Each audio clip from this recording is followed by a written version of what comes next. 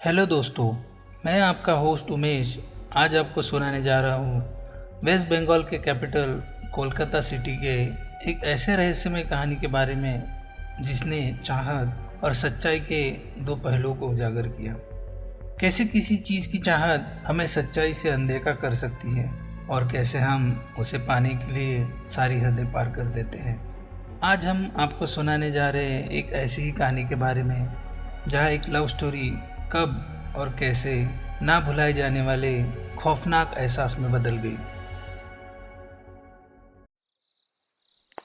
रात के तकरीबन 10 बज रहे थे। मधुर बंगाली संगीत के साथ गुनगुनाती देबुलिना बनर्जी गीले बाल सुखाते हुए बेडरूम में आई। देबोलिना को रात में फ्रेश होके सजने संवरने की आदत थी, क्योंकि ऑफिस और काम के चक्कर में वो खुद को टाइम दे ही नहीं पाती थी। देबुलिना एक अनाथ लड़की थी जिसका इस दुनिया में कोई नहीं था।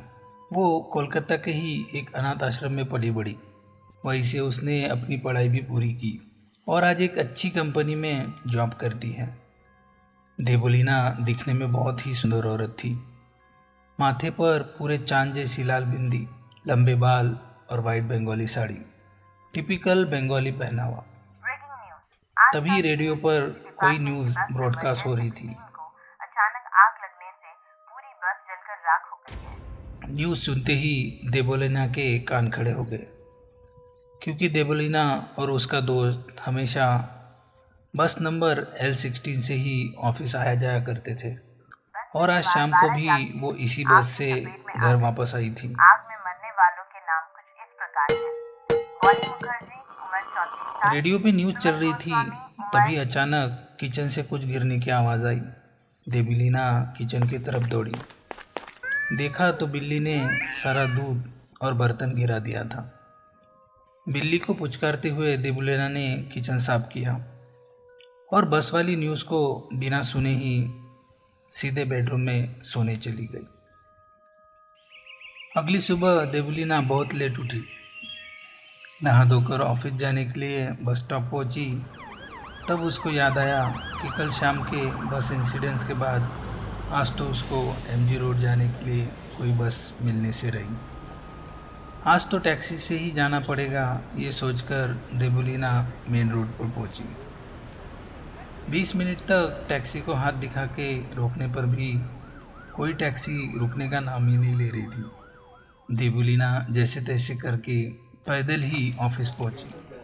ऑफिस पहुंचते ही जैसे देबोलिना का चेहरा खिल उठा। तरुण ऑफिस पहुंच गया होगा, ये सोचकर वो हमेशा की तरह तरुण को गुड मॉर्निंग विश करने के लिए उसके केबिन के पास पहुंची।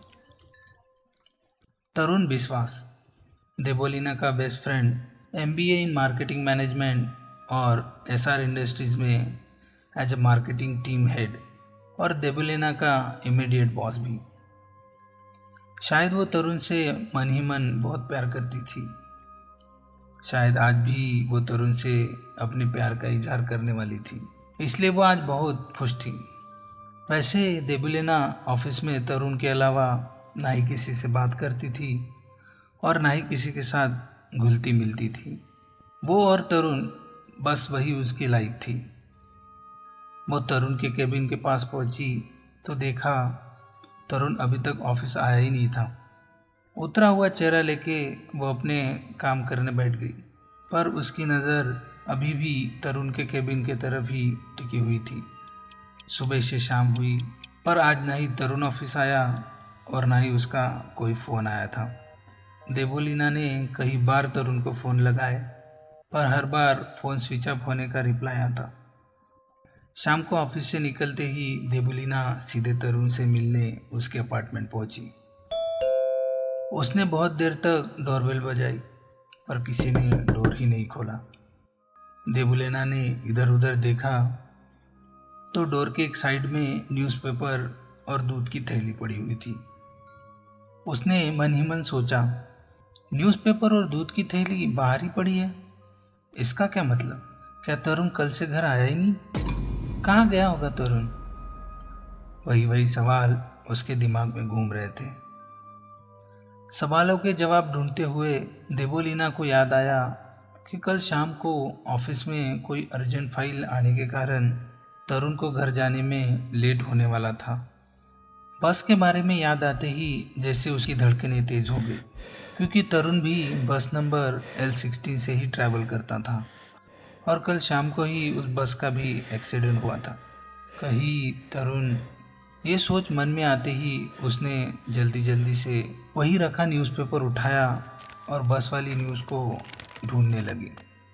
वो न्यूज़ रीजनल लैंग्वेज एडिशन के फ्रंट पेज पर ही छपी थी, जहाँ पर सभी मरने वाले 12 लोगों में से 10 लोगों के नाम लिखे हुए थे और साथ में लिखा था कि आग में पूरी तरह से जलने के कारण 2 लाशों की अभी तक शिनाख्त नहीं हो पाई है। बस इतना पता चला है कि एक लाश किसी औरत की जिसकी उम्र 25 से 27, तो दूसरे किसी आदमी की जिसकी उम्र लगभग 28 से 30 साल की आकी गई है। न्यूज़ के एंड में किसी हॉस्पिटल का एड्रेस लिखा हुआ था, जहां उन लाशों की शिनाख्त के लिए लोगों को बुलाया जा रहा था। अब देबुलेना की शंका घबराहट में बदल चुकी थी। उसने न्यूज़पेपर लिया और वो दौड़ पड़ी हॉस्पिटल जाने के लिए। पर शायद देबुलेना का आज का दिन ही खराब चल रहा था। अपार्टमेंट से बाहर निकली तो उसे हॉस्पिटल जाने के लिए कोई टैक्सी रुकने का नाम ही नहीं ले रही थी, जो कि फिर से एक अजीब इत्तेफाक था। देबुलेना चलते चलते ही हॉस्पिटल की ओर निकल पड़ी, ये सोचते हुए कि तरुण को कुछ ना हुआ हो, जो लाश मिली है वो किसी और की हो। पर शायद हम जो सोचते हैं हमारे साथ ठीक उसका उल्टा होता है, और वही हुआ देबुलेना के साथ। उस दिन भगवान को शायद कुछ और ही मंजूर था। जब देबुलेना हॉस्पिटल पहुंची तो उसने देखा कि तरुण स्ट्रेचर पर पड़ी किसी लाश के पास सिसक के रो रहा था, पर दूर से पता नहीं चल पा रहा था कि आखिर वो किसकी लाश थी जिसके लिए तरुण इतना रो रहा था। देबुलेना ने अपने कदम धीरे धीरे तरुण की तरफ बढ़ाए और उसने जो देखा उस पर देबुलेना का विश्वास ही नहीं हो रहा था। अपनी ही लाश को स्ट्रेचर पर देख मानो देबुलेना के पैरों तले जमीन खिसक गई थी। आंखों में नमी और दिमाग में कई सवाल लिए उसने तरुण को गले लगाना चाहा, पर शायद विधि का विधान ही ऐसा पलट गया था कि वो चाहकर भी तरुण को गले लगा नहीं पा रही थी। वो जैसे तरुण के पास जाती तो देबुलेना का शरीर तरुण के शरीर के आर पार निकल जाता। उसने तरुण को गले लगाने का कई बार कोशिश की। वो चिल्लाती रही कि तरुण, एक बार मेरी तरफ देखो, मैं यही हूँ तुम्हारे पास। पर कोई फ़ायदा नहीं। अब वो समझ चुकी थी कि वो अब कभी भी तरुण से मिल नहीं पाएगी, क्योंकि किस्मत अपना दाव खेल चुकी थी और जो 2 दिन से उसके साथ अजीब चीज़ें हो रही थी उसके भी जवाब अब उसको मिल गए थे।